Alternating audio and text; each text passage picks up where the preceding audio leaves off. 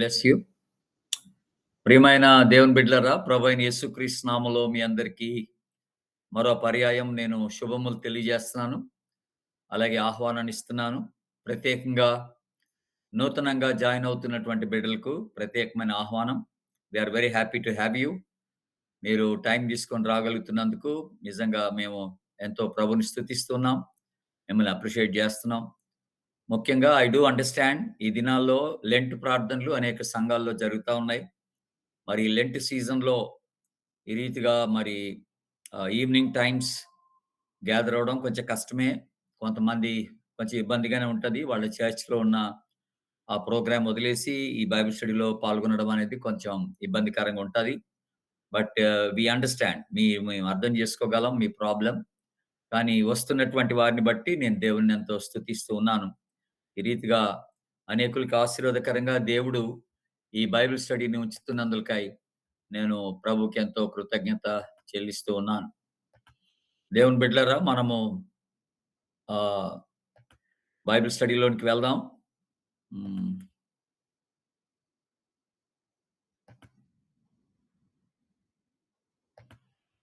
కనపడుతుందా? కనబడుతుందండి. రైట్. మనము గత ఒక 3 వారాలుగా ఒక 2 యుగాల గురించినటువంటి స్టడీ మనం చేసుకున్నాం. దేవుని బిడ్డలారా, మనందరికి తెలుసు. We are talking about dispensation. బైబిల్‌లో కాలాలు, యుగాలు ఎలాగ విభజింపబడ్డాయో, అలాగే బైబిల్ మొత్తం ఎలాగా 7 యుగాలుగా విభజింపబడిందో ఈ స్టడీస్‌ని మనం చేస్తూ వస్తున్నాం. గడిచిన ఒక 3 వారాల్లో మనం 2 యుగాలు చూసాం. ఒకటి నిష్కళంక యుగం చూసాం. అది ప్రారంభ యుగం. ఆ యుగంలో ఎలాగా పాపం లేని స్థితి, శాపం లేని స్థితి, అమాయకపు స్థితి, అజ్ఞానం స్థితి, నిష్కళంక స్థితి ఎలాగుండిందో ఆ యుగంలో మనం చూసాం. తర్వాత పోయిన వారం, అటుపోయిన వారం 2 వారాలు ఒకే యుగాన్ని గురించి స్టడీ చేసాం మనం. అదేంటనంటే మనస్సాక్షి యుగం. దేవుడు ప్రతి మానవుల్లో మనస్సాక్షి పెట్టాడని చెప్పాను మీకు.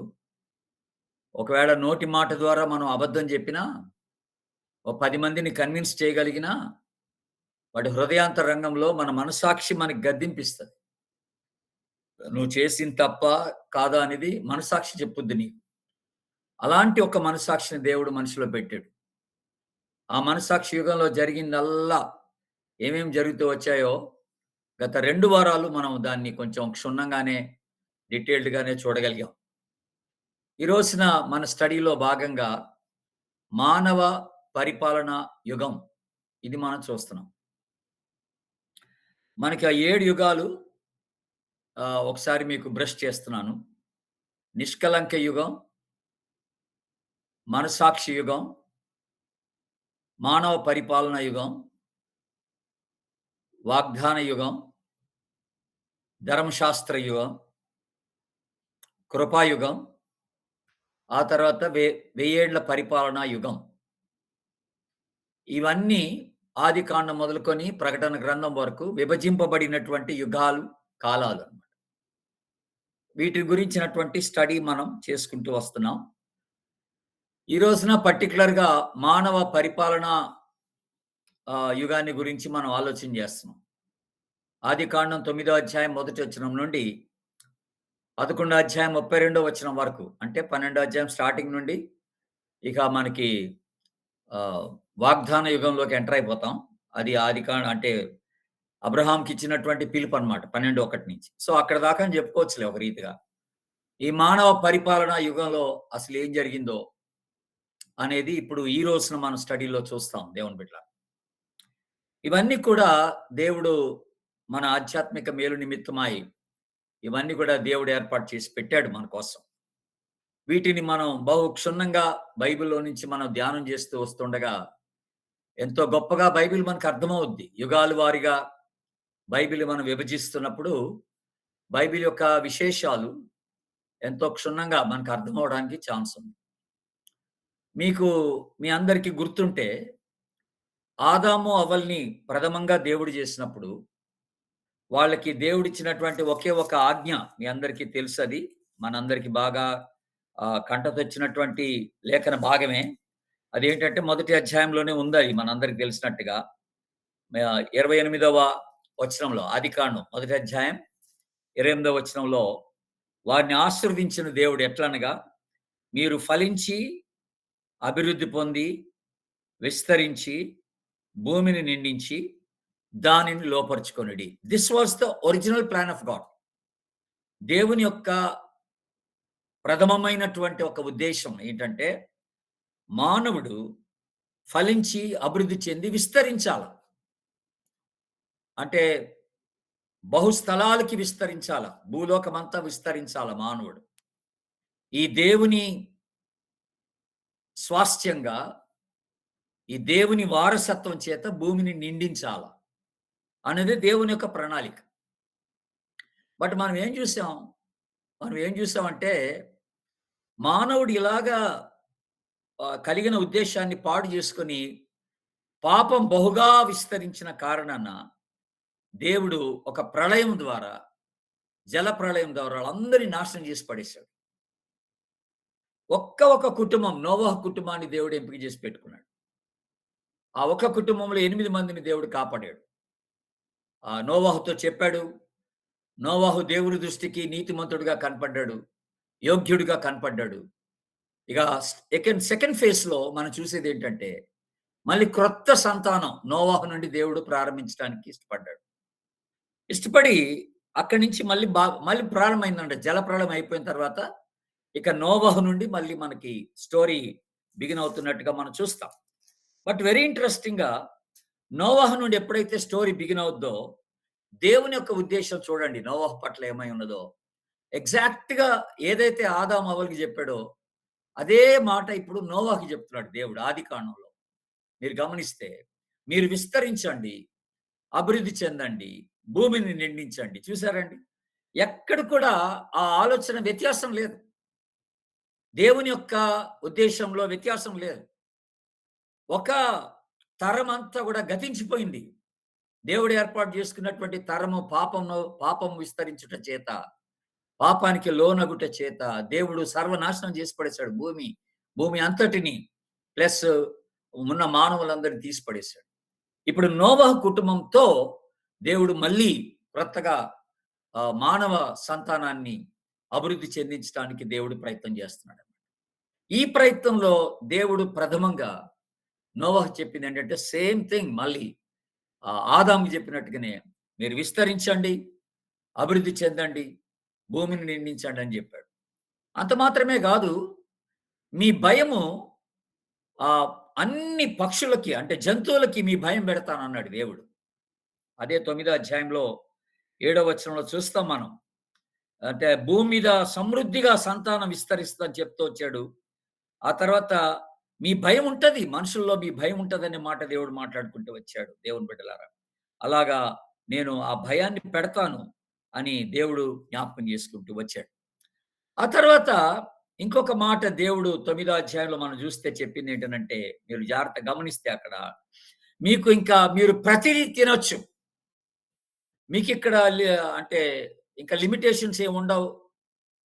లేకపోతే కట్టుబాట్లు ఏమి ఉండవు తినే విషయంలో. అన్నీ తినడానికి సమృద్ధిగా దేవుడు మీకు ఇస్తున్నానని చెప్పాడు. ఇది గ్రహించాలి. అయితే రక్తముతో కూడింది మాత్రం తినొద్దన్నాడన్నమాట. Something to do with the blood. రక్తంతో కూడింది ఏది కూడా మీరు ముట్టొద్దని దేవుడు చెప్పాడు. అన్నిటిని తినడానికి దేవుడు ఒక స్వేచ్ఛని మానవునికి ఆ టైంలో ఇచ్చినట్టుగా మనం చూస్తాం. ఆ తదుపరి ప్రతి మానవ రక్తమునకు మానవుడే జవాబుదారి అనే మాట మనం చూస్తాం. అందుకనే ఇక్కడ మనం చూసేటువంటి ఒక కాన్సెప్ట్ ఏంటంటే నరహత్య. నరుని రక్తమును చిందించు వాని రక్తము నరుని వలననే చిందింపబడును అన్నాడు. అంటే ఎవడైతే హత్య చేస్తాడో వాడు హత్య చేయబడతాడు అనే మాట చూస్తున్నాం. కనుక దీన్ని బేస్ చేసుకొని నరహత్యను దేవుడు నిషేధించినట్టుగా మనం చూస్తామన్నమాట. ఆ తదుపరి మనకి ఆజ్ఞ ఇచ్చినప్పుడు కూడా అది నిషేధించబడినట్టుగా మనం చూస్తామన్నమాట. కనుక ఈ మానవ పరిపాలన అంటే యుగంలో దేవుడు కొన్ని ఇలాంటి పెట్టుకుంటూ వచ్చాడన్నమాట వాళ్ళకి. ఇలాంటి కొన్ని నియమాలు పెట్టుకుంటూ వచ్చినట్టుగా మనం చూస్తున్నాం. మరొక పర్యాయం దేవుడు తన నిబంధనని స్థిరపరిచాడు మానవునితో.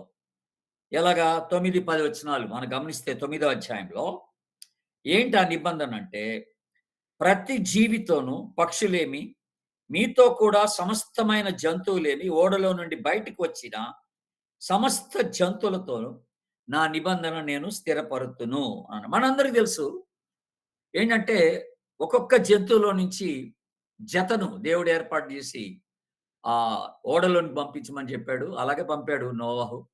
ఆ తదుపరి జలప్రళయం అయిపోయిన తర్వాత వాటన్నిటిని భూమి మీదకి వదిలేసాడు మళ్ళీ. వదిలిన తర్వాత జరుగుతున్నటువంటి విషయం ఏంటంటే దేవుడు నిబంధన చేస్తున్నాడు.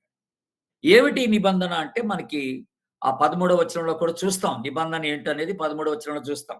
అది మేఘము మేఘములో నేను ధనస్సును పెడతానన్నాడు. ఆ ధనస్సునుంచుట అది నిబంధనకు గుర్తు. ఏ నిబంధనకు గుర్తనంటే ఇంకెప్పుడు కూడా మానవుని ఈ రీతిగా ప్రళయం ద్వారా నాశనం చేయను. భూమిని నాశనం చేయను. అన్న దానికి గుర్తేంటనంటే ఆ ధనస్సుని ఆ ధనస్సుని దేవుడు మేఘాల్లో పెట్టినట్టుగా మనం చూస్తాం. ఇది ఒకటి ఈ మానవ పరిపాలన యుగంలో మనకు కనపడుతున్నటువంటి ఒక విషయం. ఆ తదుపరి 9వ అధ్యాయం మనకి లాస్ట్‌కొస్తున్న టైంలో 19, 20 వచనాలకు వచ్చే లోపల నోవాహు యొక్క ముగ్గురు కుమారులు వీళ్ళు చాలా ఇంపార్టెంట్ మనకి. ఈ మానవ పరిపాలన యుగంలో వీళ్ళు చాలా ఇంపార్టెంట్ ఈ ముగ్గురు కుమారులు. వీళ్ళ గురించినటువంటి కొంత వివరణ నేను మళ్ళీ ముగింపులో ఇస్తాను. ఇప్పుడు గాదు గానీ ముగింపులో ఇస్తాను. ఈ ముగ్గురు కుమారులు భూమి మీద విస్తరించారు అని ఉందన్నమాట. మళ్ళీ ఎలాగా భూమి మీద విస్తరణ జరిగిందనేది మనం తర్వాత చూస్తాం దేవుని బిడ్డలారా. అప్పుడే వ్యవసాయం ప్రారంభించబడిందని మనకి 19, 20 వచనాల్లో చూస్తే మనకు కనపడతది. 20వ వచనంలో నోవహు వ్యవసాయము చేయనారంభించి ద్రాక్ష తోట వేసెను అని ఉంటదన్నమాట. అంటే he began to work again agriculture ఇదంతా కూడా అక్కడ స్టార్ట్ అయినట్టుగా మనం చూస్తాం. అయితే దేవుని బిడ్డలారా ఒక విషయాన్ని మీరు గమనించాలి. మనం అనుకున్నట్టుగా 9వ అధ్యాయం, 12వ అధ్యాయం వరకు 9వ అధ్యాయం నుండి 12వ అధ్యాయం మొదటి వచనం వరకు ఈ మానవ పరిపాలనా యుగం ఉన్నప్పటికిని, ఈ పరిపాలనా యుగంలో ప్రారంభించబడినటువంటి కొన్ని పద్ధతులు, కొన్ని నియమాలు ఆదికాండం అంతటిలో మనం చూస్తాం. అవన్నీ కూడా అవలంబించినటువంటి విధానాన్ని మనం చూస్తాం అన్నమాట. అందులో భాగంగా కొన్ని మీకు గుర్తు చేస్తున్నాను. మానవ పరిపాలనలో జరిగిన కొన్ని విషయాలు నేను మీకు అక్కడక్కడ ఆదికాండంలో ఏమేమి జరుగుతూ వచ్చాయనేది మీకు జ్ఞాపకం చేస్తాను. మన పీరియడ్ ఆఫ్ టైమ్ కొంతకాలం ఉన్నప్పటికిని బట్ అసలు యాక్చువల్‌గా ఆ పీరియడ్ ఆఫ్ టైమ్ ఎంత అంటే 427 సంవత్సరాలే. గమనించండి. ఇది 9దో అధ్యాయం నుండి 12వ అధ్యాయం మొదటి వచనం వరకు జరిగిన కాల పరిమితి ఎంతరా అంటే 427 సంవత్సరాల కాల పరిమితి అది. పీరియడ్ ఆఫ్ టైమ్ అది. బట్ మానవ పరిపాలనలో ప్రారంభించబడినటువంటి విషయాలు కొన్ని మనం ఆదికాండం అంతట్లో అక్కడక్కడ గమనిస్తూ ఉంటాం అన్నమాట. Which are not mentioned in that particular period. ఆ పీరియడ్‌లో మనకి వివరించబడకపోయినప్పటికిని, ఆ తదుపరి భాగాల్లో మనకి చూస్తూ వస్తున్నాం. ఏంటి? అలాగ చూస్తూ వచ్చేటువంటి కొన్ని విషయాలు ఏంట్రా అంటే, దత్తత ప్రారంభమైందన్నాడు 16వ అధ్యాయంలో. ఆదికాండం. మానవ పరిపాలనా యుగంలో దత్తత తీసుకోవడం అనేది ప్రారంభించబడింది. అక్కడ హాగర్‌ని ఇంట్రొడ్యూస్ చేస్తున్నాడు దేవుడు. మనందరికి తెలిసినట్టుగా సేరాకి గర్భ సంతానం లేనప్పుడు, నువ్వు హాగర్‌ని కలువు అనంటే హాగర్‌ని కలిసినప్పుడు, ఆమె ద్వారా మళ్ళీ ఒక సంతానాన్ని ఆయన పొందుకుంటాడు. అక్కడ తర్వాత ఒంపుగత్తె సిద్ధాంతం. ఆ ఒంపుగత్తె సిద్ధాంతం కూడా అక్కడ ప్రారంభించబడింది. వెరీ ఇంట్రెస్టింగ్‌గా మనం ఆ తర్వాత భాగం చూస్తే 23 అధ్యాయానికొస్తే, సమాధుల ధర్మం మళ్ళీ అక్కడ ప్రారంభించబడింది. మానవ పరిపాలన యుగంలో సమాధుల ధర్మం. ఏటి సమాధుల ధర్మం అంటే శారా చనిపోయిన తర్వాత అబ్రహాం భార్య శారా చనిపోయిన తర్వాత ఆమెని పాతిపెట్టడానికి ఒక భూమి అవసరమైంది. ఆ భూమి కోసం అతడు అడిగినప్పుడు ఆ ఊరి ప్రజలు ఏం చేస్తారంటే, "నువ్వు ఇంతటి గొప్ప విశ్వాస వీరుడవు. నువ్వు మమ్మల్ని అడగడం ఏంటసలు? ఉచితంగా నీకు ఇచ్చేస్తాం తీసుకో నీ భార్యకి. నీ భార్యకి శ్మశాన భూమిని ఇచ్చేస్తాం. ఎక్కడంటే అక్కడ నీ భార్యని పాతిపెట్టొచ్చు" అనంటే ఆయన ఒప్పుకోడు. అబ్రహాం ఒప్పుకోడు దేవుని బిడ్డలారా. చూడండి 5, 6 వచనాల్లో ఏమని రాస్తుందంటే 23వ అధ్యాయం 5, 6 వచనాల్లో, అయ్యా మా మాట వినుము, నీవు మా మధ్య మహారాజువై ఉన్నావు. మా శ్మశాన భూమిలో అతి శ్రేష్టమైన దానియందు మృతి పొందిన నీ భార్యను పాతిపెట్టుము. నీవు మృతి పొందిన నీ భార్యను పాతిపెట్టినట్లు మాలో తన శ్మశాన భూమి ఇయ్యనొల్లని వాడెవడును లేడని అబ్రహాముకు ఉత్తరమిచ్చింది. అప్పుడు అబ్రహాము లేచి ఆ దేశ ప్రజలైన హేతు కుమారులను సాగిలపడి వాళ్ళతో ఒక మాట అంటాడు. మృతి నొందిన నా భార్య నా ఎదుట ఉండకుండా నేను పాతి పెట్టడం మీకు ఇష్టమైతే నా మాట వినండి అని అంటూ, అప్పుడు ఏమంటాడంటే 9వ వచనానికి కిందకు వస్తే, ఇంకా మనం 13వ వచనం ఇదంతా మీరు చదివితే ఆ 13వ వచనం చూస్తే 13వ వచనం చూడండి. సరే గాని నా మనవి ఆలకించుము, ఆ పొలమునకు వెల ఇచ్చేదను, అది నా యొద్ద పుచ్చుకొని నెడల మృతి పొందిన నా భార్యను పాతి పెట్టదనని ఆ దేశ ప్రజలకు వినబడినట్లుగా ఎఫ్రాయిముతో చెప్పెను. చూసారా? దేవుని బిడ్డలారా, అప్పుడు ఆయన అంటాడు, అబ్రహాం అంటాడు, నేను వెల చెల్లించకుండా ఈ భూమిని తీసుకొని, శ్మశాన భూమిని తీసుకొని నా భార్యను పాతిపెట్టను అని అంటే, అప్పుడు వాళ్ళు ఒక వెల చెప్తారు. దానికి 400 తులముల వెండినిచ్చేసి ఆ భూమిని కొని అంతవరకు అక్కడ భార్యని పాతిపెట్టినట్టుగా మనం చూస్తున్నాం దేవుని. అంటే ఇప్పుడు అక్కడి నుంచి స్టార్ట్ అయిందనమాట యాక్చువల్‌గా సమాధుల దొడ్లో వెల చెల్లించడం అనేది మనం ఆలోచించేస్తాం. అక్కడ ఇప్పుడు ఈరోజు ఎవడైనా చనిపోతే సమాధుల దొడ్డికి కొంత మనం వెల చెల్లిస్తున్నాం కదా! వెల చెల్లించి అక్కడ పాతిపెట్టుకుంటున్నాం అందరిని గూడా. క్రొత్త వారు ఎవరైనా ఉంటే వాళ్ళకి వెల చెల్లించి పాతిపెట్టుకుంటారు. అదే ఊరు వాళ్ళైతే వెల చెల్లించాల్సిన పని లేదు అనేటువంటి మాట కూడా మనకి అర్థమవుతున్నటువంటి మాట. ఇది అక్కడి నుంచి వచ్చిందనమాట. ఆ తర్వాత మరొకటి మానవ పరిపాలన యుగంలో ఇంట్రొడ్యూస్ అయిపోయింది. తర్వాత మనకు కనపడుతది ఆదికాండంలో ఒక దగ్గర కనపడుతది ఏంటంటే 31 అధ్యాయంలో. 31 అధ్యాయంలో కనపడేది ఏంటనంటే ఇంటి దేవత. మనకక్కడ రాహేలు వీళ్ళంతా కనపడతారు. 31వ వచనంలో మనం తీసుకున్నట్లయితే దేవతలు కనపడకూడదునంటే ఆ దేవతలను తెచ్చుకుంటది రాహేలు గూడాను. రాహేలు గూడా విగ్రహాలు తెచ్చుకుంటదనమాట.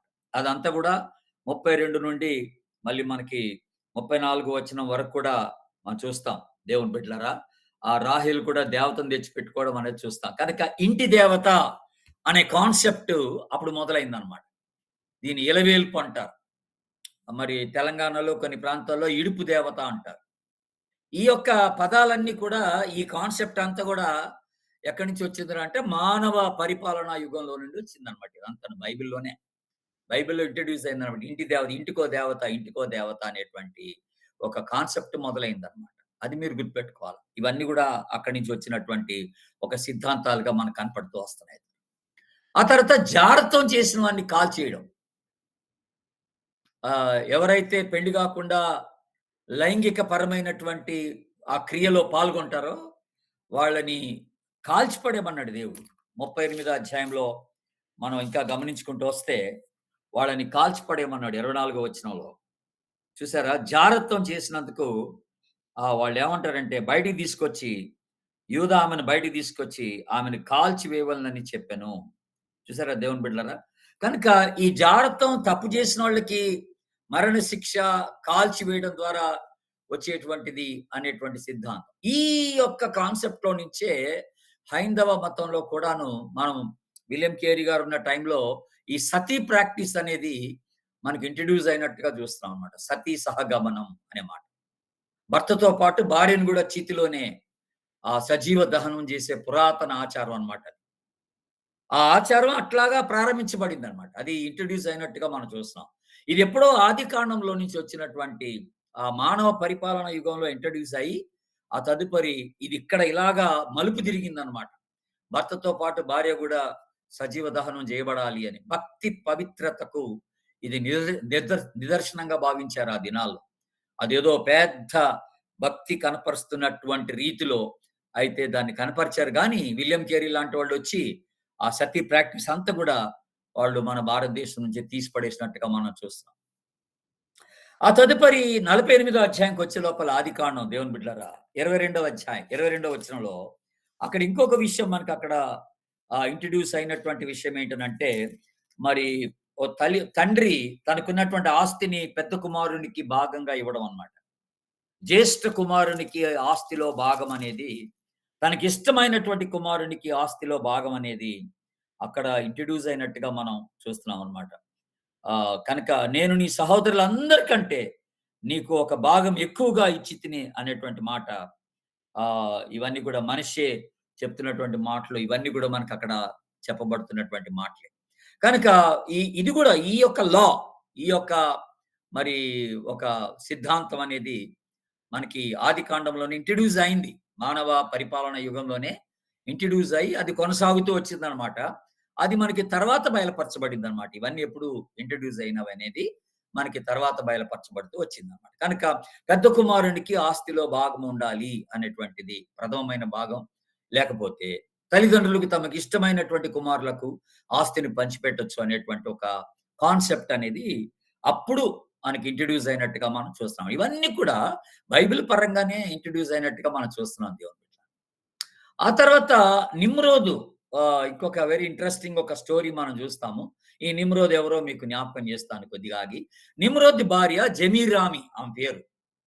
ఆమెకు పుట్టిన కుమారుడు తమ్మోసు. విషయం ఏంటంటే తమ్మోసు యొక్క పుట్టిన దినం డిసెంబర్ 25. యేసుప్రభు పుట్టిన దినం కాదది. తమ్మోజు పుట్టిన దినం డిసెంబర్ 25. రోమన్ క్యాథలిక్‌లు ఏం చేశారంటే, దీనిని క్రీస్తు పుట్టుక దినంగా మార్చి పడేశారన్నమాట. ఆ డిసెంబర్ 31.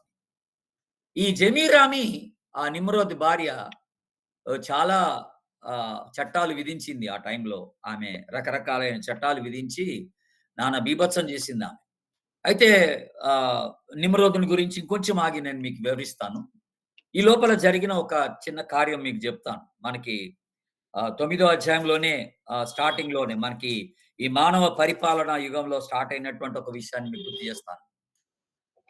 మత్తు కలిగించేది ఏది కూడా మీతో ఉండకూడదనంటే నోవహు అప్పటికి ద్రాక్షారసం బాగా పుచ్చుకొని మత్తుడైపోయి శాపాన్ని తెచ్చుకున్నాడు తన మీదకి.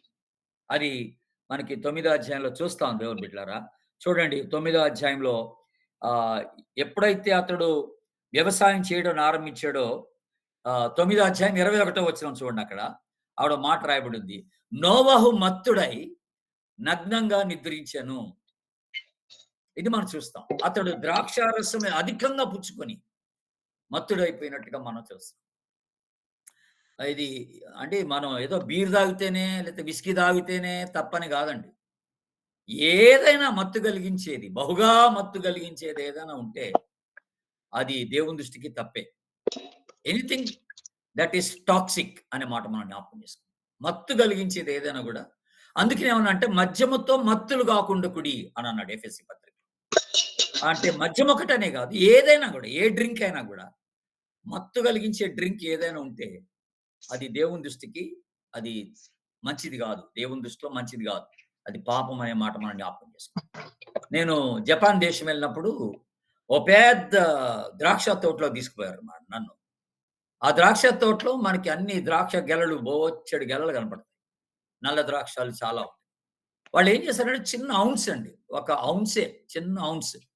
చిన్న కప్ అన్నమాట. ఏది మనకి చర్చెస్‌లో ఆహ్, బల్ల కార్యక్రమం అప్పుడు ఇస్తారు చూసారా? చిన్న కప్పు.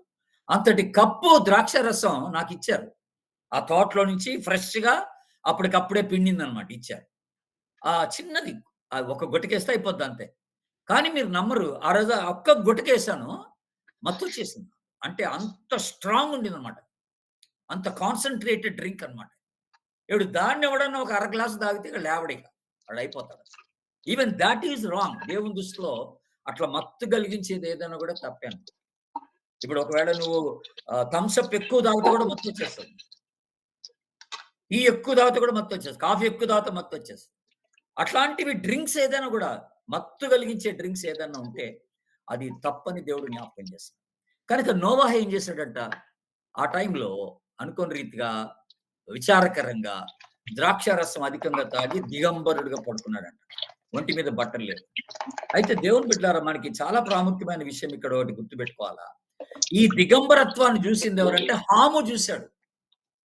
నోవహు కుమారులో ముగ్గురు కుమారులో హాము చిన్నవాడు వాడు చూసాడు. వాని కుమారుడైనటువంటి కనాను గుర్తుపెట్టుకోండి. తెల్లవారంగానే ఆ రాత్రి ఈ హాము చూసి వాళ్ళ అన్నలకి చెప్తే, ఆ అన్నలు పోయి ఏం చేశారంటే, తండ్రి యొక్క దిగంబరత్వాన్ని చూడకుండా ఒక దుప్పటి అడ్డం పెట్టుకొనెళ్లి, ఆ దుప్పటి ఆయన మీద వేస్తారన్నమాట. ఆ దుప్పట ఆయన మీద కప్పేస్తారన్నమాట. తెల్లారి లేచిన తర్వాత నోవహు తెలుసుకొని తాను దిగంబరుడుగా ఉన్నాడు. దుప్పటి కప్పబడిందని తెలుసుకొని ఎవడు కప్పాడు? నా దిగంబరత్వాన్ని ఎవడు చూసాడు అంటే ఇగో హాము చూసాడని చెప్తారు. ఆ చిన్నోడు చూసాడు అనంగానే అప్పుడు నోవహు ఏం చేస్తాడంటే ఆ చిన్నోడిని అటు పక్కన పెట్టి వాడి సంతానాన్ని శపిస్తాడన్నమాట.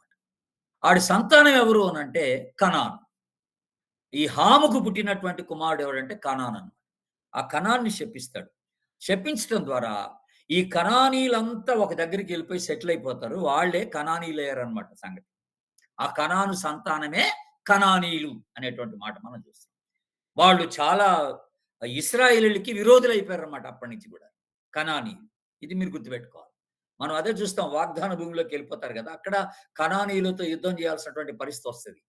అప్పుడు అక్కడ వాళ్ళు చాలా ఉన్నత దేహులు అది ఇదని ఆ 10 మంది వెళ్ళిన వాళ్ళు మాట్లాడినప్పుడు కాలేబు, యెహోషువాలు మనం యుద్ధం చేయగలం. దేవుడు మనకి ఈ భూమిని ఇస్తాడని చెప్తారు. గుర్తుందా మీకు? సంఖ్యాకాండం 13 అధ్యాయంలో చూస్తాం మనం. ఆ కనాను సంతానం ఎవరంటే కనానీయులే అనే మాట మనం జ్ఞాపకం చేసుకుందాం. ఇప్పుడు ఇది ఇలాగా కనాను ఆ రీతిగా శపించబడ్డాడు దేవుని బిడ్డ. ఇప్పుడు ఈ నిమ్రోద్ అనే మాట ఇందాక మీకు జ్ఞాపకం చేశాను. ఈ నిమ్రోద్ ఎవరంటే ఈ హాము యొక్క మనవడనమాట. హాము యొక్క మనవడనమాట. కనానికి పుట్టినవాడనమాట నిమ్రోద్. ఇప్పుడు ఈ నిమ్రోద్ బహు మూర్ఖుడు దేవుని బిడ్డలారా. అతడు దేవునికి విరోధంగా ప్రవర్తించాడనమాట. దేవునికి బహు విరోధంగా ప్రవర్తించినటువంటి వాడు నిమ్రోద్ దేవుని బిడ్డలారా. ఎందుకు మనం ఇప్పుడు ఇక్కడ నిమ్రోదుని గురించి మాట్లాడుతున్నాం? 10వ అధ్యాయంలో కూడా మనకి నిమ్రోదుని గురించినటువంటి ప్రస్తావన జరిగింది దేవుని బిడ్డ. ఎందుకు ఇక్కడ నిమ్రోదుని గురించి మాట్లాడుతున్నాం అంటే, ఈ నిమ్రోదే దేవుని యొక్క ప్రణాళికకు విరుద్ధంగా మనుషుల్ని ప్రేరేపించాడు. నేను మీకు ఆల్రెడీ గుర్తు చేశాను. ఏం గుర్తు చేశాను మీకు? ఎప్పుడైతే దేవుడు నోవహుతో మళ్ళీ మానవ జాతిని స్టార్ట్ చేయాలని ఇష్టపడ్డాడో, దేవుడు నోవహుకి ఇచ్చినటువంటి ఒక కమాండ్ ఏంటనంటే, మీరు విస్తరించి, ఫలించి, విస్తరించి భూమిని నిండించండి అన్నాడు. That was God's plan. మీరు ఫలించాలా, భూమిని నిండించాలా, విస్తరించాలా అనేది గాడ్స్ ప్లాన్. కానీ ఇక్కడ నిమ్రోద్ ఏం చేశాడంటే, ఆ దేవుని యొక్క ప్లాన్‌కి విరోధంగా మనం ఎక్కడికి పోవాల్సిన పని లేదనే మాట తీసుకొచ్చాడన్నమాట. అప్పుడే ఈ బాబేలు పర్వతం అనేది వచ్చింది దేవుని బిడ్డ. అప్పుడే ఈ బాబేలు పర్వతం వచ్చిందన్నమాట. మనం అది ఆ 11 అధ్యాయంకి వచ్చే లోపల బాబేలు పర్వతం యొక్క ఇంట్రడక్షన్ అక్కడ చూస్తాం మనం. ఈ బాబేలు పర్వతాన్ని పురికొల్పింది ఎవర్రా అంటే నిమ్రోద్ అన్నమాట. నిమ్రోద్ వల్ల ఈ ఆలోచన వచ్చింది మనుషుల్లో. వాని ఆలోచన ఏంటి? ఈ బాబేలు పర్వతం అంట 8150 అడుగులు ఎత్తట దేవుని బిడ్డలారా. మీరు కెన్ యూ ఇమాజిన్ దిస్? మీరు ఊహించుకోగలరా? దేవుడు అంటే ఆ రోజున నిమ్రోద్‌కొచ్చిన ఆలోచన అది ఎన్ని కోట్లు పెట్టి కట్టారో నాకు తెలీదు మరి. అంటే కట్టడానికి ప్రయత్నం చేశారో నాకు తెలీదు. కానీ దేవుడు దీన్ని కూడా ఆఫ్ చేసి పడేసాడు. అయితే వీళ్ళ ఆలోచన ఇంకోటి గమ్మత్తు వెరీ ఇంట్రెస్టింగ్ ఇంకో మాట మీకు జ్ఞాపకం చేయాలనుకున్నాను. దాదాపుగా అండి అంటే ఆ జలప్రళయం అయిపోయిన తర్వాత 100 సంవత్సరాల తర్వాత జలప్రళయం అయిపోయిన తర్వాత 100 సంవత్సరాలు అయిపోయిన తర్వాత ఈ బాబేలు గోపురం కట్ట మొదలెట్టాడు. దగ్గర దగ్గర 42-46 సంవత్సరాలు కట్టారటండి బాబు ఈ గోపురాన్ని. అన్ని సంవత్సరాలు పట్టింది గోపురం కట్టడానికి. అన్ని సంవత్సరాలు పట్టింది. కానీ తుదకు ఆ గోపురం పూర్తి చేయబడకుండా దేవుడు నాశనం చేసి పడేసాడు. అర్థమైందా? ఎందుకు? ఎందుకు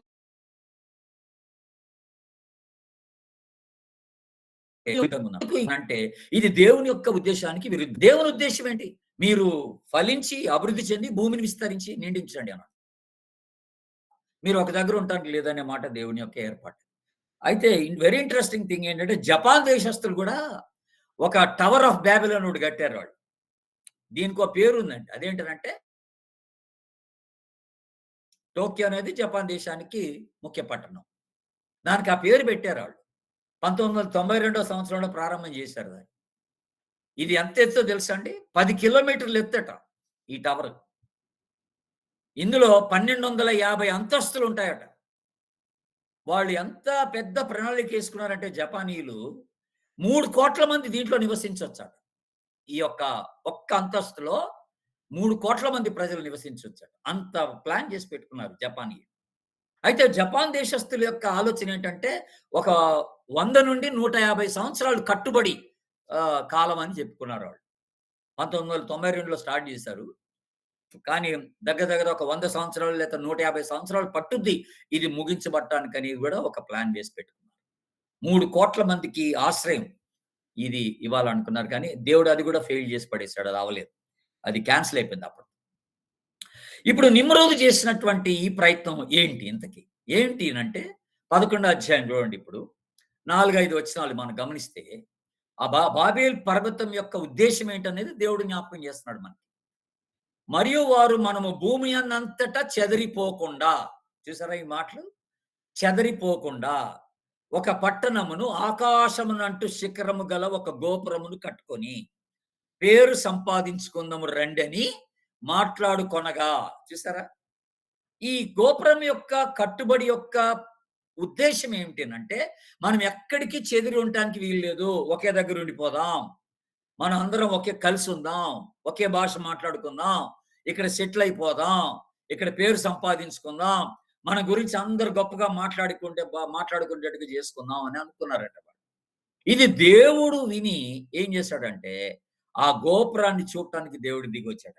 అదే అక్కడ మనకి 11 అధ్యాయము 4, 5 వచనాల్లో మనం చూస్తాం దేవుని బిడ్డలారా. 4, 5 యెహోవా నరుల కుమారులు కట్టినటువంటి పట్టణ గోపురమును చూడ దిగివచ్చెను అనే మాట చూస్తాం. ఏంటి దిగివచ్చెను అక్కడ? అక్కడ జరిగిన ఒక విషయం ఏంటిదంటే, అప్పుడు యెహోవా ఈ రీతిగా మాట్లాడుతున్నాడు చూడండి. ఇదిగో జనం ఒక్కటే. వారందరికీ భాష ఒక్కటే. వారు ఈ పని ఆరంభించున్నారు. ఇక మీదట వారు చేయదలిచిన ఏ పని అయినను చేయకుండా వారికి ఆటంకం ఉండదు. గనుక మనము దిగిపోయి మనమంటే ఎవరు? త్రియేక దేవుడన్నమాట. మనము దిగిపోయి వారిలో ఒకని మాట ఒకనికి తెలియకుండా అక్కడ వారి భాషను తారుమారు చేయడం రండని అనుకొనెను. త్రియేక దేవుడు మాట్లాడుకుంటున్నాడన్నమాట. తండ్రి, కుమార, పరిశుద్ధాత్మ దేవులు మాట్లాడుకుంటారు. మీరు అదే మాట మనకి మొదటి అధ్యాయంలో కూడా చూస్తాం. మనము మన స్వరూపమందు కదా! దేవుడు తన స్వరూపమందు అని అన్నాడు కదా! మన స్వరూపమందు మానవుని చేసుకుందాం అని అన్నాడు. అక్కడ కూడా త్రియేక దేవుని ప్రస్తావన జరిగింది మొదటి అధ్యాయంలో. మళ్ళీ ఇక్కడ 11 అధ్యాయంలో త్రియేక దేవుని ప్రస్తావన జరుగుతా ఉంది. మనము దిగిపోయి వారిలో ఒకని మాట ఒకనికి తెలియకుండా వారి భాషను తారుమారు చేయదము రండని అనుకొనెను. అలాగు చేయటం ద్వారా భూమి అన్నంతట వారిని చెదరగొట్టెదను అని అంటున్నాడు దేవుడు. చూసారండి? అలాగా చెదరగొట్టెను గనక ఆ పట్టణము కట్టుట మానిరి అని. అంతటితో ఆ ప్లాన్, ఆ ఆలోచన అంతా కూడా విఫలమైపోయిందన్నమాట. విఫలమైపోయింది. నిమ్రోదు తలపెట్టినటువంటి ఆలోచన దేవుడు విఫలం చేసి పడేశాడు దేవుని బిడ్డలారా. ఇది మీరు గ్రహించాల్సినటువంటి ఒక విషయం. ఎందుకు చేశాడు అనంటే దేవుని యొక్క ఒరిజినల్ ప్రణాళిక, ప్లాన్‌కి విరుద్ధంగా ఇది ఉంది గనక. 9దో అధ్యాయంలో నోహతో చేసినటువంటి ఆ యొక్క ఆ యొక్క ప్రామిస్ అదేదైతే ఉన్నదో, ఆ ఆజ్ఞ ఏదైతే ఉన్నదో, అది వీళ్ళు దానికి విరోధంగా వెళ్ళిపోతున్నారు గనక దేవుడు ఇష్టపడలేదు. భూమి అన్నంతటా వీళ్ళు విస్తరించాలనేది దేవుని యొక్క ప్రణాళిక. విస్తరించటానికి ఒకటే ఒక మార్గం ఏంటంటే, అందరూ ఒకటే భాష మాట్లాడితే ఈళ్ళు ఎక్కడికెళ్ళరు. కనుక వీళ్ళల్లో వీళ్ళకే భాషల్ని మనం తారుమారు చేసి పెట్టేత్తే డెఫినిట్‌గా ఏ భాష మాట్లాడేవాళ్ళు వాళ్ళంతా గుంపయిపోతారు. ఏ భాష మాట్లాడుకునేవాళ్ళు ఆ భాషలో గుంపయిపోయి ఎక్కడికో ఎళ్లి సెటిల్ అయిపోతారు. వేరే వాళ్ళతో కలవరు అనేటువంటి ఆలోచన దేవుడు కలిగుండి, వాళ్ళ భాషనంతా కూడా తారుమారు చేసాడంట ఆ టైంలో. చూడండి దేవుని బిడ్డలారా. నోవహు సంతానం 3 కుమారులు. యాఫెతు, హాము, షేము. వీళ్ళ ముగ్గురు సంతానం మనకి 10వ అధ్యాయంలో కనపడుతది. ఈ ముగ్గురు గురించిన ప్రస్తావన. యాఫెతుకి 7 కుమారులు. హాముకి 4 కుమారులు. షేముకి 5 కుమారులు. వీళ్ళంతా భూమి అన్నంతటా చెదరగొట్టబడ్డారన్నమాట దేవుని చేతనే. భాషలు తారుమారు చేయడం వల్ల వీళ్ళంతా చెదరగొట్టబడ్డారు. ఏ ప్రాంతానికి చెదరగొట్టబడ్డారు ప్రపంచంలో మీరు చూడండి ఇప్పుడు. యాఫెతు ఎక్కడికెళ్ళాడంటే యూరప్ ప్రాంతానికెళ్ళిపోయాడు. యూరప్ ప్రాంతానికి వాళ్ళ భాషకు తగ్గట్టుగా ఎఫెథైట్స్ అంటారు వాళ్ళని. ఎఫెథైట్స్. ఎఫెథైట్స్ అంటే జెఫెథైట్స్ అన్నమాట. జెఫెథైట్స్ అంటే యాఫెతు సంతానం అని అర్థం అన్నమాట. ఆ యాఫెతుతో పాటు పోయిన వాళ్ళందరూ గూడా యూరప్ ప్రాంతానికి చెదిరిపోయారట. దేవుని బిడ్డలారా! అది మీరు గ్రహించాలి. ఆ తర్వాత షేము సంతానం అంతా గూడాను వాళ్ళు షెమైట్స్ అంటారు వాళ్ళని. షెమైట్స్ అని పిలుస్తారు. వాళ్ళు ఆసియా ప్రాంతానికి చెదిరిపోయారు. ఆసియా ప్రాంతానికి చెదిరిపోయారు. అట్లాగే హాము వాళ్ళు హామైట్స్ అంటారు వాళ్ళని. ఇంగ్లీష్‌లో హామైట్స్ అంటారు. వాళ్ళు ఆఫ్రికా ప్రాంతానికి చెదిరిపోయారు. దేవుని బిడ్డలారా ఆశ్చర్యంగా ఏం జరిగిందనంటే, వాళ్ళకున్నటువంటి ముఖ వచ్చస్సు గాని, ఆ ఫిజికల్ స్ట్రక్చర్ గాని, దానికి తగ్గట్టుగా ఆ ప్రాంతపు ప్రజలు అలా తయారైపోయారన్నమాట. అలాగే పుట్టేసారు ఇక ఆ తర్వాత. వాళ్ళకి పుట్టినోళ్ళందరూ ఆ ఫీచర్స్‌తోనే, ఆ రూపురేఖలతోనే, ఆ యొక్క ముఖ వచ్చస్తోనే పుట్టినట్టుగా మనం చూస్తున్నాం. కనుక హాము కొంత నల్లగా ఉన్నాడేమో, అతడు ఆఫ్రికా ప్రాంతాన్ని ఎంపిక చేసుకొని అటు ఎళ్ళిపోతే అక్కడ వాళ్ళందరూ నల్లగా పుట్టారు. ఆయన సంతానం అంతా. వచ్చిన వాళ్ళంతా నల్లగా పుట్టారన్నమాట. అందుకనే ఆఫ్రికన్స్ అంతా గూడా నల్లగా కనపడతారు. ఆ యూరోపియన్స్ అంతా కూడా తెల్లగుంటారు. ఏషియా వాళ్ళు మధ్యస్థంగా ఉంటారన్నమాట. ఏషియన్ షమైట్స్ అన్నమాట. వీళ్ళంతా షమైట్స్ అన్నమాట. అయితే ఇప్పుడు భాషలు తారుమారయ్యాయని జెప్పాను నేను గదా! దేవుడు వీళ్ళ భాషలు మార్చి పడేసాడు. ఎలా మార్చాడు? ఏ ప్రాంతానికి ఈళ్ళు చెదిరిపోయారో చూడండి దేవుని బిడ్డలారా. నోవహు సంతానంలో హామేమో పాలిథీస్ట్ అంటాం మనం. పాలిథీస్ట్ అంటే అర్థం ఏంటనంటే, అనేకమైనటువంటి దేవతలని పూజించేటువంటి ఒక సిద్ధాంతాన్ని పెట్టుకున్నాడన్నమాట. షేమేమో మోనోథీస్ట్ అన్నమాట. షేమేమో మోనోథీస్ట్ అంటే ఒకే ఒక్క దేవుడిని నమ్ముకున్నటువంటి వాడుగా ఎళ్ళిపోయాడన్నమాట. యాఫెతు కూడా పాలిథీస్ట్‌గా మారిపోయాడు. అనేకమైనటువంటి దేవతలు, దేవుళ్ళని కలిగి ఉన్నట్టుగా మనం చూస్తున్నాం. అయితే వీళ్ళు ఎలాగా ఏ భాషలు కలిగి ఏ ప్రాంతానికి చెదిరిపోయారు? అక్కడి నుండి ప్రపంచమంతటా ప్రాంతానికి చెదిరిపోయారు అనంటే, ఇండో యూరోపియన్ లాంగ్వేజ్ మాట్లాడేవాడన్నమాట యాఫెత్. యాఫెత్ సంతానం అంతా కూడా ఇండో యూరోపియన్ లాంగ్వేజ్ అంటాం మనం. యూరోప్ గాని, రష్యా గాని, ఇరాక్ గాని, ఇరాన్ గాని ఈ దేశాలన్నీ కూడా యాఫెత్ సంతానం ఆక్రమించుకున్నారన్నమాట. అక్కడికెళ్ళిపోయారండి వీళ్ళంతా. ఈ దేశంలో ఉన్న ప్రజలు ఈరోజు ఈ యూరోప్‌లో గాని, రష్యాలో గాని, ఇరాక్‌లో గాని, ఇరాన్‌లో గాని ఉన్నటువంటి ఈ ప్రజలందరూ ఎవరి సంతానం అంటే యాఫెతు సంతానం. యాఫెతు ఎవరు అంటే నోవహు కుమారుల్లో పెద్దోడన్నమాట. అది సంగతి మనం గుర్తుపెట్టుకోవాల్సింది. వీళ్ళు ఇక్కడికి ఈ ప్రాంతానికొచ్చి ఇలాగా ఆ ప్రాంతం అంతటిని కూడా చెదిరి ఉన్నట్టుగా మనం చూస్తున్నాం. రెండోదిగా షేము సెమెటిక్ లాంగ్వేజ్ వచ్చేసింది అక్కడి నుంచి. షేము సంతానం వాళ్ళందరూ సెమెటిక్ లాంగ్వేజ్ మాట్లాడారట. సెమెటిక్ లాంగ్వేజ్ అంటే హీబ్రూ కలిసింది దాంట్లో. అక్కాడియన్ లాంగ్వేజ్ కలిసింది. అరమిక్ కలిసింది. యూదుల భాష, అరబ్స్ ఇవన్నీ కలిసినప్పుడు దాంట్లో. ఇవన్నీ కలవడం వల్ల వాళ్ళంతా గూడా ఈ షేమ్ అంటే నేను మీ కింద గుర్తు చేశాను. వీళ్ళెక్కడికొచ్చారు? అరబ్ అంటే ఏషియన్ కంట్రీస్‌కొచ్చేసారన్నమాట. ఇప్పుడు మనకి దుబాయ్ ఇవన్నీ మాట్లాడుతున్నాం గదా! ఓమన్, దుబాయ్ ఇవన్నీ ఉన్నాయి గదా! ఇవన్నీ అరబ్ కంట్రీసే గదా! ఈ అరబ్ కంట్రీస్ అన్నీ అంటే ఇప్పుడు మనది గూడా కొంత దాంట్లో కలిసిపోయింది ఇండియా గూడా. కనుక షేము సంతానమే మనం అన్నమాట. కనుక ఈ ప్రాంతంలో ఎక్కువ శాతం ఒకే దేవుడిని ఎక్కువగా అనుసరించి నడుచుకున్నటువంటి వారిగా మనకు కనపడతా ఉన్నారన్నమాట. షేము సంతానీయులు సెమెటిక్ లాంగ్వేజ్ మాట్లాడుతూ వాళ్ళు ప్రపంచంలో ఈ ప్రాంతాలకి విస్తరించినట్టుగా మనం గమనిస్తాం. ఆ తదుపరి హాము సంతానము ఆఫ్రో ఏసియాటిక్ లాంగ్వేజ్ మాట్లాడారట. ఆఫ్రో ఏసియాటిక్ అంటే నేను ఆఫ్రికాకెళ్లారని జెప్పాను గదా! హాము సంతానీయులు. ఆఫ్రికా ప్రాంతానికెళ్ళిపోయారు. ఆ యొక్క ఖండానికెళ్ళిపోయారు. ఆ ఖండంకెళ్ళిపోయినప్పుడు అక్కడ ఆ భాష మాట్లాడుతూ అక్కడ వచ్చేటువంటి దేశాలు ఏంటంటే Babylon, Egypt, North Africa, Syria, యోర్దాన్ ఈ ప్రాంతాలన్నీ కూడా హాము యొక్క సంతానం చేత నింపబడ్డాయన్నమాట. బబులోన్ గాని, ఈజిప్ట్ గాని, ఆఫ్రికా గాని, సిరియా గాని, యోర్దాన్ గాని ఇవన్నీ గూడా హాము సంతానాన్ని చేత ఆక్రమించబడ్డాయన్నమాట. చూసారా దేవుని బిడ్డలారా దేవుని ప్రణాళిక ఎంత బ్యూటిఫుల్‌గా ఉండిందో. అంటే ప్రపంచంలో మీరు ఒక మ్యాప్ చూడండి ఇప్పుడు. ప్రపంచ మ్యాప్ అంతట్లో మనం గమనిస్తే ఉన్న ప్రజలందరూ ఎవర్రా అంటే నోవహు ముగ్గురు కుమారుల సంతానమే. ఎంటైర్ వరల్డ్ మీరు గమనిస్తే. ఎంటైర్ ప్రపంచంలో ఉన్న ప్రజలు ఎవర్రా అంటే ఆ నోవహు ముగ్గురు కుమారుల ద్వారా వచ్చిన సంతానం అన్నమాట. ఆ యాఫెతు గ్రీన్ కలర్‌లో పెట్టాను చూసారా? ఆ గ్రీన్ కలర్‌లో ఉన్నటువంటి యాఫెతు ఇటువైపు యూరప్ అని రాస్తుంది. ఇటు పక్కేమో ఆసియా అని రాస్తుంది. ఆ 2 ప్రాంతాల్లో చెదిరిపోయారన్నమాట వాళ్ళు. అటు యూరప్‌లోను, ఇటు ఆసియా ఖండంలోను చెదిరిపోయారన్నమాట వాళ్ళు బాగా. తర్వాత ఇటు షేము కిందకొచ్చే లోపల అరబ్ ప్రాంతానికెళ్ళిపోయాడన్నమాట. అరేబియన్ ప్రాంతానికెళ్ళిపోయాడు. కొంత కొంత ఆసియా కూడా కలిసిన దాంట్లో అరేబియన్స్‌తో కలిసిపోయాడు. ఈ హామేమో ఆఫ్రికా పర్పుల్ కలర్‌లో ఉంది ఇక్కడ వంకాయ రంగు కలర్‌లో. ఈ వంకాయ రంగు కలర్‌లో ఉన్నయన్నీ గూడా హాము అక్కడ ఆక్రమించుకున్నట్టుగా మనం చూస్తున్నాం. కనుక అసలు ఎంత ఒక అద్భుతమైనటువంటి ప్రణాళిక దేవుడు వేసాడో చూడండి దేవుని బిడ్డలారా. ఈ ముగ్గురు సంతానం ఎట్లాగా ప్రపంచమంతటా విస్తరించిందో, వాళ్ళు భాషలు తారుమారు చేయడం వల్ల అక్కడి నుండి వాళ్ళు ఆయా ప్రాంతాలకి చెదిరిపోయి, ఈ రోజున ప్రపంచంలో మనకు కనపడుతున్న ఈ భాషలన్నీ మనం చూస్తున్నాం. ఈ భాషలన్నీ మనం చూస్తున్నాం దేవుని బిడ్డలారా. ఇన్ని భాషలు ఎక్కడి నుంచి వచ్చినాయిరా అంటే, ఇదిగో ఈ సంతానంలో నుండి వచ్చినాయన్నమాట. ఆ తదుపరి వాళ్ళ పుట్టిన కుమారులు మరొక ప్రాంతానికెళ్ళటం, మళ్ళొక భాష మాట్లాడుకోవడం ఇలాగా అన్ని భాషలు ఆ తర్వాత ముఖ్యంగా ఈ సెమాటిక్ అంటే షేమ్‌లో నుంచి వచ్చిన సెమాటిక్ ప్రజలందరూ గూడానేంటంటే అండి, ట్రైబల్స్‌గా మారిపోయారు. చాలా మంది ట్రైబల్ గ్రూప్స్‌గా మారిపోయి, ఆ ట్రైబల్ లాంగ్వేజెస్ వచ్చేసినాయి కొన్ని ఆ తదుపరి. ఆ ట్రైబల్ లాంగ్వేజెస్ అన్నీ కూడా ఇంట్రొడ్యూస్ అయిపోయినాయన్నమాట దేవుని బిడ్డలారా. మీరది గమనించాలి.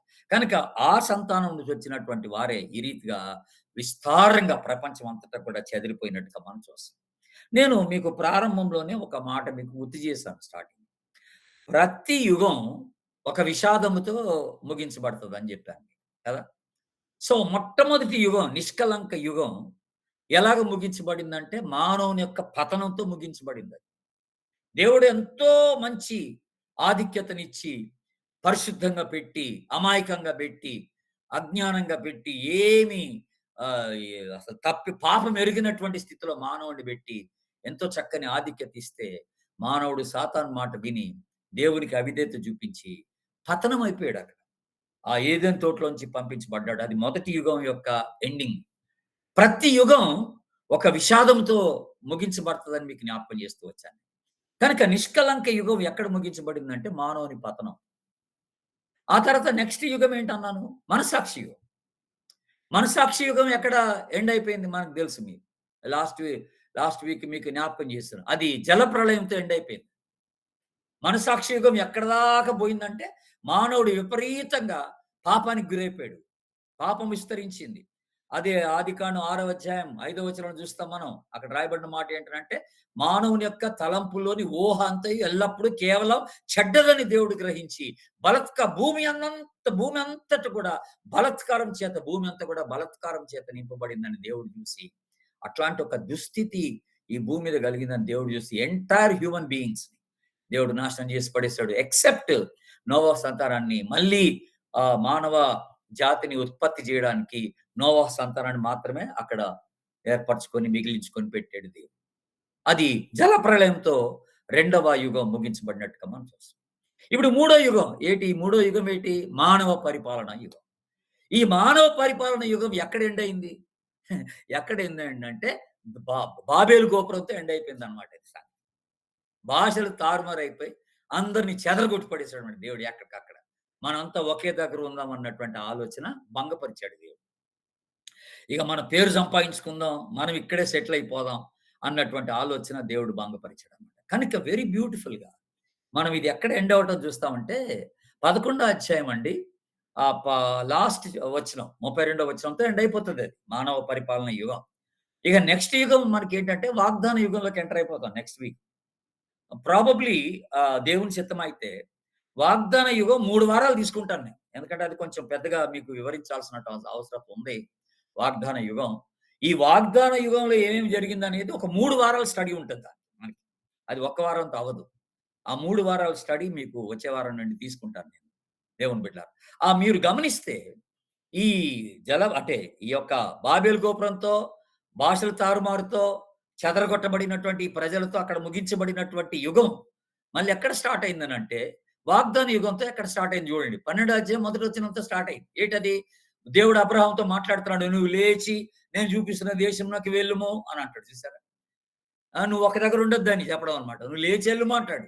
అప్పుడు మళ్ళీ అబ్రాహాము దేవుని పిలుపునందుకొని ఆయన సొంత ఊరిని వదిలేసి బయటికెళ్ళిపోయినట్టుగా మనం చూస్తాం. ఇది దేవుని యొక్క ప్రణాళిక దేవుని బిడ్డ. మనము విస్తరించాలని, భూమిని నిండించాలని దేవుని యొక్క ఈ రోజు కూడా దేవుని ప్రణాళిక అదే మనందరి పట్ల. మీకు తెలుసా? మనం ఇప్పుడు విశ్వాసులుగా ఉంటున్నాం గదండీ! దేవుని ఉద్దేశ్యం ఏంటంటే మన పిల్లల్ని కనాలి. ఈ పిల్లల్ని దైవ కుమారులుగా మార్చాలి. మార్చి ఈ పిల్లల్ని అనేక ప్రాంతాలకు పంపించాలి మన పిల్లల్ని. ఒక దగ్గర పెట్టొద్దు. వేరే వేరే స్థలాలకి పంపించాలన్నాడు దేవుడు. అక్కడికెళ్ళినప్పుడు ఈ పిల్లలు దైవభక్తి కలిగిన పిల్లలుగా, దేవుని కలిగిన పిల్లలుగా, మన పిల్లలు వేరే ప్రాంతాలకెళ్ళి అక్కడ దేవుని నామాన్ని ఘనపరుస్తూ, దేవుని యొక్క రాజ్యాన్ని స్థాపించాలన్నమాట ఈ పిల్లలు. మన పిల్లలే. ఇది దేవుని యొక్క ఉత్తమమైనటువంటి, ఉన్నతమైనటువంటి ఒక ప్రణాళిక దేవుని బిడ్డలారా గమనించండి. కనుక మన పిల్లలు ఎక్కడికన్నా ట్రాన్స్‌ఫర్ అయిపోయి ఎళ్ళిపోతున్నారు, లేపోతే వేరే దేశానికెళ్ళిపోతున్నారంటే, మనము బాధపడకూడదు యాక్చువల్‌గా. మన పిల్లల్ని ప్రభు బిడ్డలుగా తయారు చేసి పంపాలన్నదే దేవుని ఉద్దేశ్యం. అందుకనే మీరు ఆహ్, ఫలించి విస్తరించి భూమిని నిండించండి అన్నాడు చూసారా? ఎవరి చేత నిండించాలా? ఎవరి చేత భూమిని నిండించాలంటే, దేవుని వారసత్వం చేత భూమిని నిండించాలి. అది దేవుని వారసత్వం చేత భూమిని నిండించాలి. అయితే విషయం ఏంటనంటే, ఇప్పుడిక్కడ నోవా సంతానం చెదిరిపోయినోళ్ళందరూ దేవుని వారసులు గాదు వీళ్ళు అందరూ. దేవుని వారసత్వం చేత బోలేదాళ్ళు. ఆళ్ళు భాషలు అందరూ ఒక ఆలోచన కలిగుంటే దేవుడు వాళ్ళ భాషలు తారుమారు చేసి అక్కడక్కడక్కడ పంపించేసాడు. ఇప్పుడు విషయం ఏంటనంటే, అబ్రహాముని దేవుడు ఎంపిక చేసుకున్నాడు వీళ్ళందరిని రీచ్ అవ్వడానికి మళ్ళీ. అది దేవుని యొక్క ఇంకొక ఉన్నతమైన ప్రణాళిక.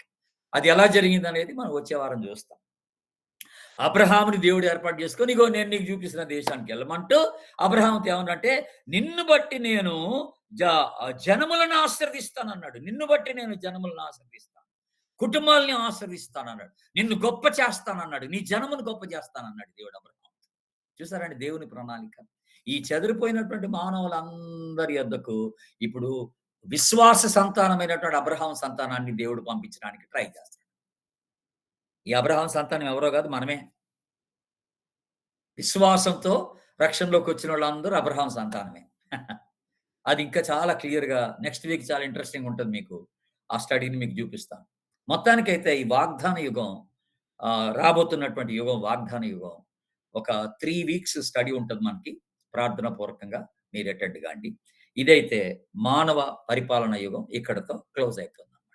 ఇక్కడితో క్లోజ్ అయిపోయింది. ఇక్కడితో ఎక్కడ స్టార్ట్ అయిందనంటే నోవహుతో స్టార్ట్ అయింది. నోవహుతో స్టార్ట్ అయ్యి మళ్ళీ ఎక్కడ ముగించబడిందంటే బాబేలు గోపురంతో ముగించబడింది. అక్కడ భాషలు తారుమారు చేయడం, వీళ్ళందరిని చెదరగొట్టడం, అక్కడితో ఒక విషాదకరమైనటువంటి పరిస్థితితో ఆ యుగం కూడా అక్కడ ముగించబడ్డట్టుగా మనం చూస్తున్నాం. దేవుడు ఈ మాటలు దీవించును గాక. God bless you. Praise Lord అన్న. Praise lord.